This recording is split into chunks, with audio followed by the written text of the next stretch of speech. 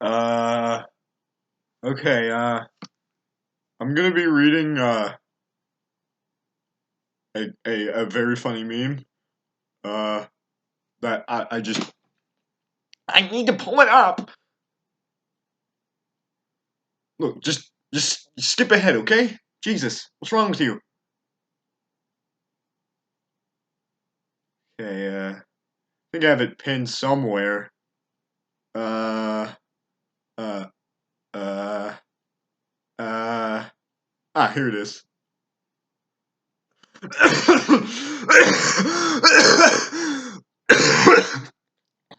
Oh, oh, I have a pretty bad cough.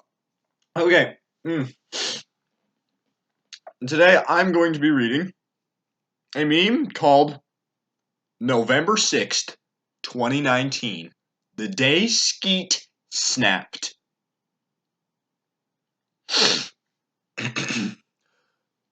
You know what, Jimmy?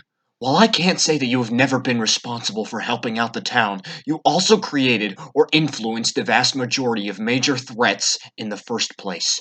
The Yolkians only came to Retroville because of your signal. The same goes for Meldar Prime, the nanobots, Shirley, and Evil Jimmy were all your creations.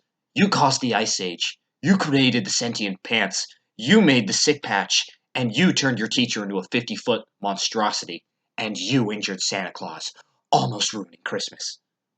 The vast majority of the town's problems are caused, at least directly, by you. And you know what? In all honesty, that would be fine.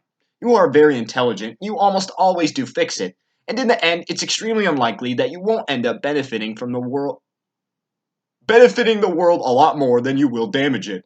My children, and my children's children, are probably going to live in a world free of war and disease, and I'll have you to thank for that. But fuck, dude. You keep using intelligence as a way to escape your humanity.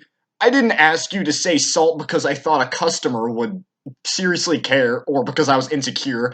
I did it because it made you look weird. And I was trying to get you to adopt behaviors and use language that makes you come across like a normal fucking person.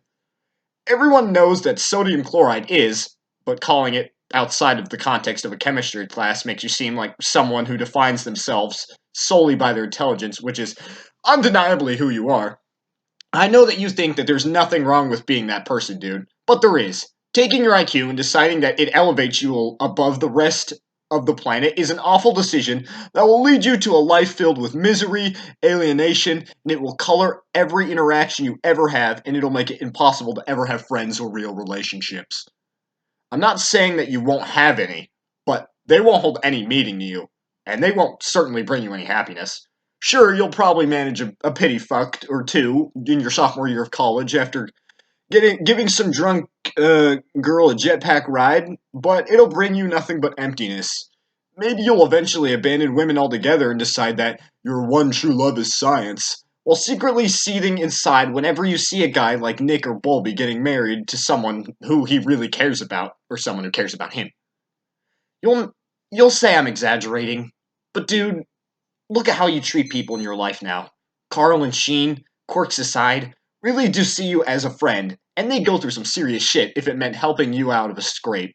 Can you say the same to Can you say that the same to them as if any other thing that wait, fuck. I lost track of my point. Excuse me 1 second. Can you say that you see them the same way as anything other than only two kids your age willing to put up with your ridiculous ego? What have you ever done for them? Inventing doesn't count, dude. Even when you build something for someone else, you're really doing that for you. Every Llama Bot or Ultralord simulator only created with expectation of further praise. Carl and Sheen aren't friends to you. They're worshippers. And your parents? Lord, the way you treat them. You think I've got folks that care about me the way your mom and dad do, working in a shithole like this? I wish. Every day your dad watches you scarf down the dinner your mom slaved to make for you and prays that you might think about spending some fucking time with him instead of disappearing into your lab to do God knows what. They watch you toy with your dimensional warping science that they can't wrap their heads around on a daily basis, and you laugh at them for worrying about you. Have you ever played catch with your dad, Jimmy? Ever even asked him about how his day at work was? You don't have a clue what I do for a dad like yours in my life. What about your mom? Why not invent something that'll make her life easier instead of how,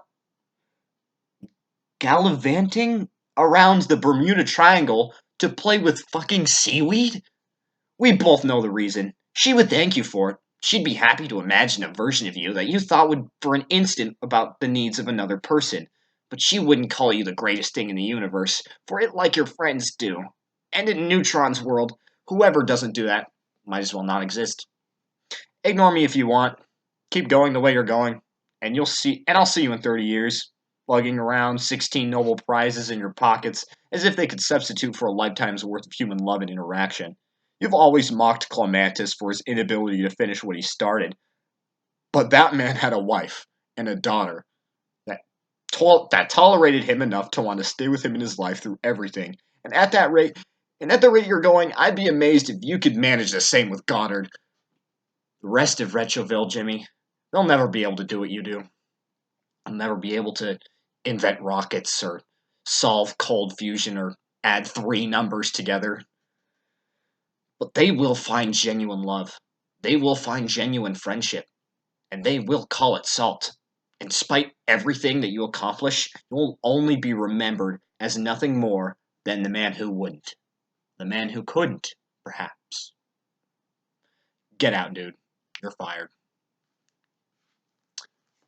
Big McThankies from McSpankies.